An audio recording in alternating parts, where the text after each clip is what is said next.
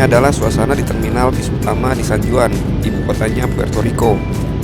Sepi banget ya, nggak ada tukang dagang, nggak ada tukang ojek, apalagi calon tiket. Jam 2 siang ini calon penumpang juga masih cukup sepi. Mungkin nanti ramenya di jam-jam pulang kantor. Tarif bis umum adalah 3 kuarter. Tadi sempat salah kira. Saya kira 3 kuarter itu $3 plus 1 kuarter. Ternyata hanya 3 koin kuarter seperti ini, atau total 75 sen. Dan harus uang pas ya. Bis di seberang itu adalah bis yang bakal saya naiki. Penumpang tidak bisa naik bis sebelum bis benar-benar berhenti di platform. Pembayaran langsung nanti dengan supirnya melalui mesin koin, atau bisa juga dengan menunjukkan kartu langganan kalau punya.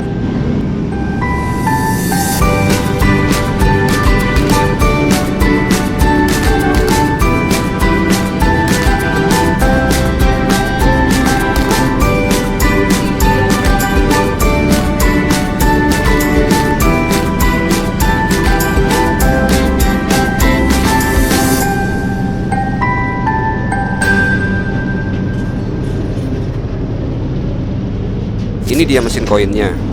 Gak harus kuarteran sih, bisa juga pakai penny ataupun dime, asalkan totalnya 75 sen. Dan gak bisa pakai uang kertas. Tarif berlaku jauh dekat dan supir gak ngasih tiket. Dan beginilah ruang duduknya. Yang langsung terasa gak nyaman adalah posisi jendela yang terlalu tinggi. Frame bagian bawahnya aja pas banget di kuping. Ruang kaki sih cukup luas. Bagian sandaran cuma sampai leher dan busa tempat duduk seadanya. Tapi lumayan lah, nggak terlalu keras. Akhirnya saya pindah ke tempat duduk bagian belakang, dan di sini posisi jendelanya jauh lebih baik, sehingga melihat pemandangan di luar jauh lebih nyaman juga.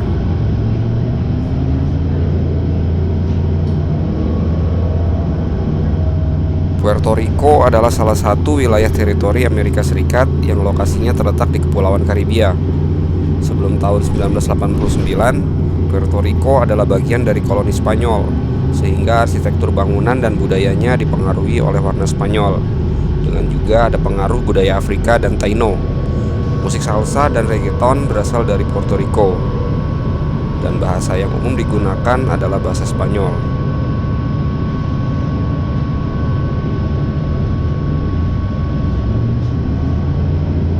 Status teritori Puerto Rico di Amerika Serikat menjadi cukup unik. Penduduknya adalah warga negara Amerika Serikat, tapi tidak memiliki hak pilih presiden. Lokasi Puerto Rico berada di Kepulauan Karibia, sehingga memiliki suhu hangat sepanjang tahun. Jadi pantai-pantainya ramai terus, apalagi kalau di Amerika lagi musim dingin. Nah, San Juan ini adalah lokasi utama pariwisata di Puerto Rico.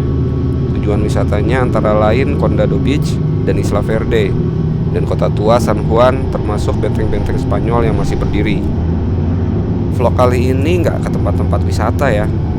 Videonya cuma tentang saya yang naik bis ini menuju ke Walmart, mau belanja jajanan. Maaf kalau mengecewakan, tapi siapa tahu bermanfaat kan. Barangkali aja ada yang perlu tahu referensi bis umum di US. Bis umum dimanapun di Amerika Serikat umumnya seperti ini. Harus sedia koin atau kartu langganan. Nah, untuk kartu langganan ini saya perlu riset lagi gimana cara dapatnya. Karena nggak seperti di Eropa yang ada vending mesinnya di halte-halte ataupun di terminal. Nah, di US saya nggak pernah tuh lihat vending mesin buat tiket bis umum. Ada di beberapa daerah yang bisa pakai uang kertas, tapi kebanyakan sih harus pakai koin. Untuk tarif bis, selain berlaku tarif jauh dekat, ada juga yang berlaku per 1 jam atau per 2 jam. Jadi di kurun waktu itu tiket berlaku terus meskipun kita berpindah-pindah bis ataupun jurusan. Kecuali kita kembali ke jurusan awal, harus beli tiket lagi. Di sini jumlah tempat duduk penumpang tidak sebanyak bis-bis umum di Indonesia. Ruang untuk penumpang berdiri justru lebih banyak. Dan yang paling utama justru space khusus pengguna kursi roda. Selain space khusus tersebut, bis ini juga menggunakan air suspension yang bisa diatur tinggi rendahnya pijakan pintu masuk, hingga bisa sejajar dengan trotoar atau lantai halte bis.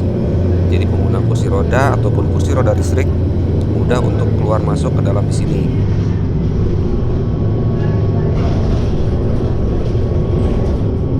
Terdapat juga fasilitas untuk pengguna sepeda. Ada rak untuk 2 sepeda di bagian depan bis dan 2 juga di bagian belakang bis.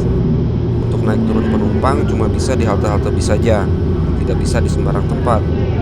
Bis tidak selalu berhenti di setiap halte, tergantung apakah ada penumpang yang hendak naik di suatu halte ataupun adakah penumpang yang hendak turun di halte tersebut. Nah, ada tombol di tiang pegangan bis untuk meminta supir bis agar berhenti di halte selanjutnya.